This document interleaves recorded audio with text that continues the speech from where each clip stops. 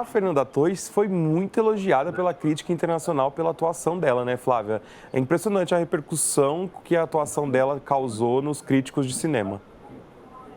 Não, ela foi muito elogiada, muito mesmo, assim, muita gente aponta, e logo depois, né, quando o filme passou no domingo, alguns filmes ainda não tinham sido exibidos, como, por exemplo, o filme novo do Pedro Almodóvar, que tem Julianne Moore, a Tilda Swinton. Então, a Fernanda foi comparada com a Angelina Jolie, né, que está em Maria, sobre Maria Callas. Ela foi comparada a Nicole Kidman, que está em Baby Girl, num papel super ousado, né, super erótico. Então, isso foi muito interessante de ver como todo mundo colocou a Fernanda no mesmo patamar. E teve gente assim que se empolgou mesmo, já está falando da Fernanda, indicada ao Oscar de melhor atriz, assim como a mãe dela foi, né?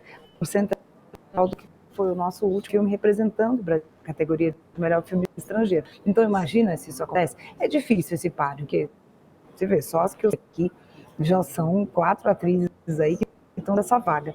Mas ela, olha, ontem que a gente está conversando, dá sim ao que a gente chama de Copa Volpi, que é o prêmio de melhor atriz e ator aqui, né? O ator e a atriz não ganham o leão, eles ganham a Copa Volpi, que é um troféu, assim, né? É um copo, né? A taça Volpi. Então eu acho que ela tem sérias chances, viu? Que legal. O pessoal já está empolgado porque já tem gente falando que ela vai lá para o Oscar recuperar o prêmio que foi deixado pela Fernanda Montenegro.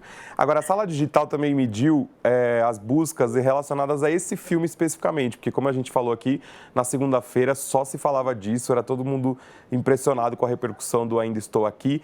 E a gente tem uma arte aí que mostra também as buscas relacionadas a este filme, ao Ainda Estou Aqui. Pessoal buscando no Google onde assistir, quando estreia, Ainda Estou Aqui, foi filmado quando, qual o enredo de Ainda Estou Aqui, quem é Eunice Paiva de Ainda Estou Aqui. Então você vê que como importante também o cinema para a gente conhecer a história dessa personagem brasileira tão importante que a própria Fernanda falou na entrevista.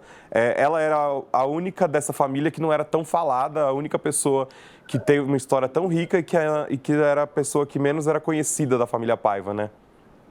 É isso aí, né? O livro é baseado na história de vida da família Paiva, né? Resumindo aqui, o Rubens Paiva tinha sido deputado brasileiro, né?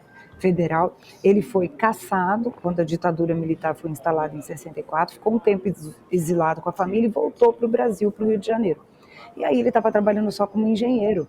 Então, quando ele foi levado, né, pela ditadura, né, pela polícia, enfim, para ser interrogado, a Eunice achou que ele ia ser só interrogado, ela não fazia ideia do que o marido estava enfrentando, passando, fazendo, enfim.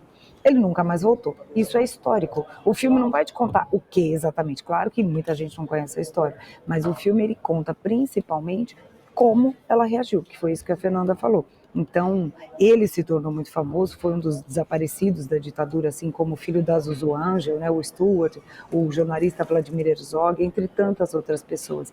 Mas o dele é um dos mais emblemáticos, né? E quando a gente traz isso, a história do país cruzando com a história de uma família que perde um pai, já é por si só muito emocionante. Quando tem todo esse histórico do Brasil por trás e essa violência que a gente ainda não fez as contas de fato com ela, afinal de contas ninguém nunca foi punido pelos crimes da ditadura no Sim. Brasil. Fica mais ainda emocionante, né? Tem várias camadas aí de emoção.